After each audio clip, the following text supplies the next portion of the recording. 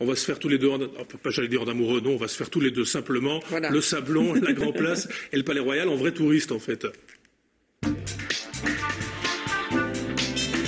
Je ressemble ou pas? Je ressemble à un guide? Avec votre parapluie que vous brandissez sur la Grand Place de Bruxelles. Ah oui, mais sauf que ce coup-ci, le guide, c'est pas moi. Il s'appelle Didier, notre guide, et c'est lui qu'on va suivre. Oui, tout à fait. La ville de Bruxelles occupe actuellement 60 guides touristiques. Ils travaillent sur commande. En fait, quand un groupe sollicite un guide, il s'adapte aussi aux demandes, aux exigences des touristes. Pas de tour donc préétabli. Je vous demande donc de suivre Didier, puisque nous nous sommes glissés avec Sabrine Zorman et Véronique dans un groupe de touristes français qui visitaient ce jour-là. Et voilà, bien le bonjour. Soyez les bienvenus à Bruxelles, à nos amis bretons, et puis aussi quelques Belges aussi, en bonne compagnie. Alors, je m'appelle Didier, je suis votre guide pour environ 1h30. Première étape, présentation, important, il faut d'abord souhaiter la bienvenue et puis voilà, et puis annoncer un peu le programme. C'est le moment où on sent si ça va bien se passer? Ça se passe toujours bien, pas de problème. Savez-vous ce qu'est un estaminet? Un café. Ouais, bien. Voilà, bah oui. Vous avez ici dans la rue, regardez, il y a des... Alors c'est quoi le rôle d'un guide?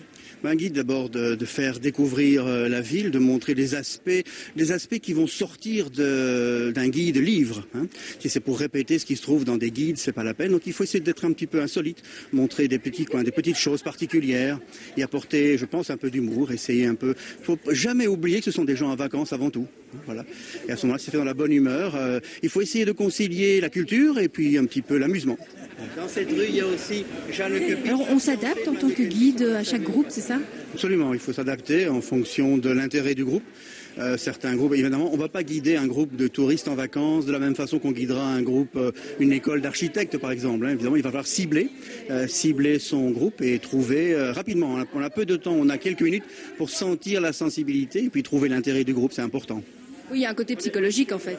Il y a un côté psychologique. Hein. Si on tient un discours qui n'intéresse pas le groupe, on va les perdre très vite. Donc il faut trouver la corde, hein, le petit fil d'intérêt du groupe. Alors l'avantage c'est qu'ici, en général, les groupes sont déjà formés, c'est ça? Les groupes sont formés, mais parfois ils ne sont pas toujours homogènes. Hein.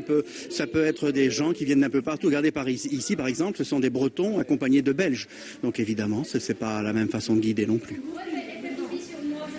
Il faut faire attention, ne perdre personne, parce que quelqu'un de perdu est d'office quelqu'un de pas content. Hein. Donc il faut faire attention, toujours compter, et demander à quelqu'un aussi d'assister, hein, laisser un point de repère à la fin du groupe. Beaucoup de gens sont en congé, vous travaillez, comment vous le vivez? Ah, c'est ma vie, hein. C'est un choix au départ, effectivement, hein. On travaille juillet ou le dimanche, effectivement, ouais. C'est ça, c'est le métier qui veut ça. Pourquoi vous avez décidé, en fin de compte, de choisir ce métier? Parce que pour l'amour, le fait de faire découvrir, je me suis rendu compte très jeune que j'aimais faire découvrir aux autres et voilà.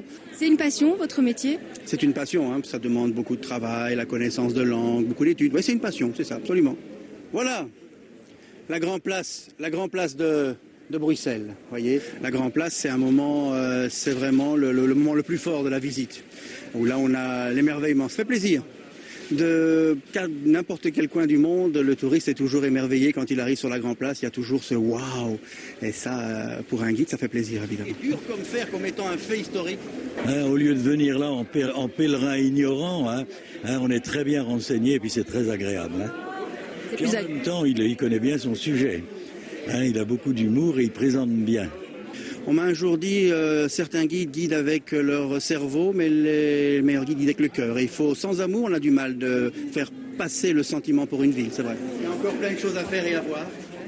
Bon, Didier est donc dans son groupe à Bruxelles. On a laissé Jacques dans un autre groupe, c'est celui qui visite la vallée de la Semois et le musée du tabac.